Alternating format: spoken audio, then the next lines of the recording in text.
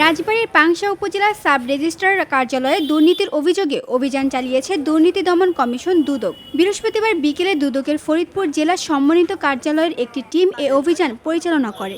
অভিযানে নেতৃত্ব দেন সহকারী পরিচালক মোহাম্মদ মোস্তাফিজ, তার সঙ্গে ছিলেন সহকারী পরিদর্শক মোহাম্মদ শামীম এবং আরও দুজন এনফোর্সমেন্ট সদস্য।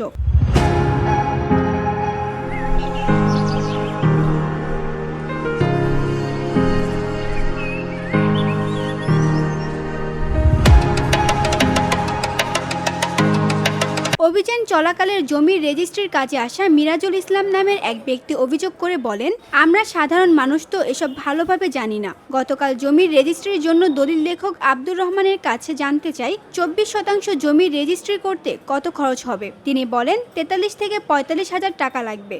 আজ অফিসে এসে আমি 27,000 টাকা জমা দিয়েছি, বাকি টাকা কাজ শেষে দিতে হবে। পরে জানতে পারি আসলে আমার জমির রেজিস্ট্রির খরচ হয়েছে 29,000 টাকা। শুধু আমি না, আমার মতো অনেকেই এখানে এসে প্রতারিত হয়। অভিযান চলাকালে আরও অনেকের কাছ থেকে অতিরিক্ত অর্থ নেওয়ার অভিযোগ উঠে আসে। জমি রেজিস্ট্রি করতে আসছি। এখন আমরা তো আসলে সাধারণ গ্রাহক যারা, আমরা অনেক কিছুই জানি না বা অনেক বিষয় সম্পর্কেই আমরা অবগত না।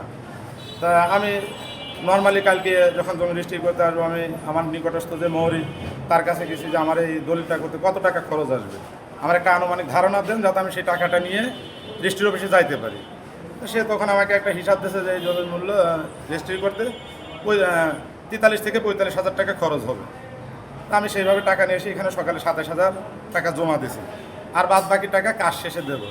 এর ভিতরে এখানে আমি যখন কাগজ ফটোকপি করে নিয়ে আসি, একটা ভাই আমাকে জিজ্ঞাসা করে, ভাই আমিও তো জমি রেজিস্ট্রি করবো, আপনি কত শতাংশ জমি কত টাকা দিয়ে রেজিস্ট্রি করলেন? আমি বললাম আমি তো 24% জমি, আমার কাছে বলছে যে 45-46 হাজার টাকা লাগবে। আমি 27,000 টাকা দিছি। তো বললো ভাই আপনার নাম? আমি বললাম মিরাজুল ইসলাম। সে আমার নামটা নোট করলো। যাক আমি কাজ করতেছি। কিছুক্ষণ পরে দেখি দুদকের লোক আসলো। তারা এসে আমাদেরকে ডাকলো যে আপনি কত টাকা দিয়েছেন। আমি বললাম তা আসলে এখানে আমার মোট টাকা আসছে, এখন আমি যেটা জানতে পারলাম আমার 29,000 টাকা বিল আসছে এই জমি রেজিস্ট্রি করতে। তো এটা আসলে আমরা কিন্তু সাধারণ গ্রাহক জানি না যে আমার জমিটা রেজিস্ট্রি করতে কত খরচ, কত টাকা লাগবে। হয়তো আমরা মোহরের কাছে বিশ্বাস করে যাই, কিন্তু তারা আমাদের এই সরল বিশ্বাসটাকে পুঁজি করে যে এভাবে ডাকাতি করবে, এটা আমরা আসলে কখনোই কল্পনা করি। কয়েক ঘণ্টাব্যাপী অভিযান শেষে দুদকের সহকারী পরিচালক মোহাম্মদ মোস্তাফিজ সাংবাদিকদের জানান, সরকারি কোষাগারের অর্থ আত্মসাৎ ও নানা অনিয়মের অভিযোগের ভিত্তিতে প্রধান কার্যালয়ের নির্দেশে এ অভিযান চালানো হয়েছে। অভিযান চলাকালে সরকারি নির্ধারিত ফি-এর বাইরে অতিরিক্ত অর্থ নেওয়ার প্রমাণ মিলেছে। দলিল লেখকরা 12% হারে টাকা নিয়ে দলিল সম্পাদন করে থাকেন। এছাড়া অর্থ আত্মসাতের অভিযোগও পাওয়া গেছে। প্রাপ্ত অর্থ আমরা প্রধান কার্যালয়ে পাঠাবো, এরপর প্রয়োজনীয় ব্যবস্থা নেওয়া হবে। রাজবাড়ী সরকারি কোষাগারের টাকা আত্মসাৎ সহ নানাবিধ অনিয়মের অভিযোগের পরিপ্রেক্ষিতে দুর্নীতি দমন কমিশন প্রধান কার্যালয়ের এনফোর্সমেন্ট ইউনিট কর্তৃক নির্দেশিত হয়ে দুদক সমন্বিত জেলা কার্যালয় ফরিদপুর থেকে আমরা একটি টিম এখানে অভিযান পরিচালনা করেছি। অভিযান পরিচালনাকালে দলিল লেখকগণ কর্তৃক সরকার নির্ধারিত ফি-এর অতিরিক্ত অর্থের বিনিময়ে দলিল সম্পাদনের তথ্য আমরা পেয়েছি। এখানে দলিল লেখকগণ প্রায় 12% হারে টাকা গ্রহণ করে দলিল সম্পাদন করেন। এছাড়াও অর্থ আত্মসাতের বিষয়ে আমরা তথ্য সংগ্রহ করেছি।